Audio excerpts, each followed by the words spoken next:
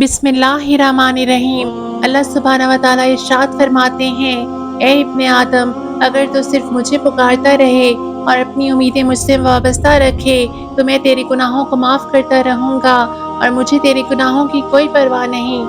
ए इब्ने आदम, अगर तेरे गुनाह आसमान की बुलंदियों तक भी पहुँच जाएं और फिर तो मुझसे माफ़ी मांगे तो मैं तुझे माफ़ कर दूँगा और मुझे उसकी कोई परवाह नहीं।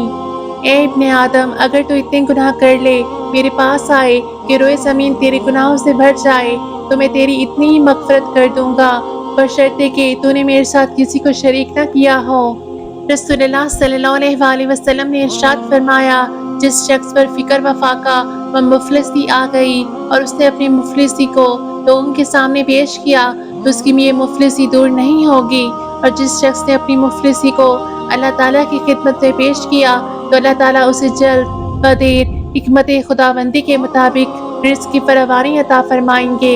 हज़रत अबू हुरैरा रज़ी अल्लाह ताला अन्हु से रिवायत है कि रसूलुल्लाह सल्लल्लाहु अलैहि वसल्लम ने इरशाद फरमाया, इंसान जब तक गुनाह और कता रहमी की दुआ ना करे, इसकी दुआ कबूल होती रहती है, बशर्ते कि वो जल्दबाजी ना करे। पूछा गया, या रसूलुल्लाह सल्लल्लाहु अलैहि वसल्लम, जल्दबाजी करने का क्या मतलब? आप सल्लल्लाहु अलैहि वसल्लम ने इरशाद फरमाया, जल्दबाजी ये है कि इंसान यूँ कहे, मैंने दुआ की, फिर दुआ की, लेकिन मुझे तो दुआ कबूल होती नजर नहीं आती, और उकता कर दुआ करना छोड़ दे। हज़रत सहल बिन साद रज़ी अल्लाह तआला अन्हु फरमाते हैं कि दो घड़ियाँ ऐसी हैं जिनमें आसमान के दरवाजे खोल दिए जाते हैं, और बहुत कम ऐसा होता है कि दुआ करने वाला इन औकात में दुआ करे और इसकी दुआ कबूल ना हो। वो दो घड़ियाँ ये हैं, जब नमाज के लिए अजान कही जा रही हो,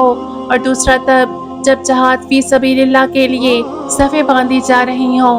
हज़रत अब्दुल्लाह बिन मसूद रज़ी अल्लाह तआला अन्हु फरमाते हैं कि जब तुम में से कोई दुआ मांगे तो उसे चाहिए दुआ की इब्तिदा में अल्लाह रब्बुल इज़्ज़त की शान शान हम तो सना बयान करे, फिर नबी अकरम सल्लल्लाहु अलैहि वसल्लम पर दरूद शरीफ पढ़े, और फिर उसके बाद जो दुआ मांगनी हो वो दुआ अल्लाह ताला से गिड़गिड़ा कर मांगे, क्योंकि इस तरतीब से वो जल्द अपनी मुराद पा लेगा, यानी उसकी दुआ जल्द कबूल हो जाएगी इंशाअल्लाह।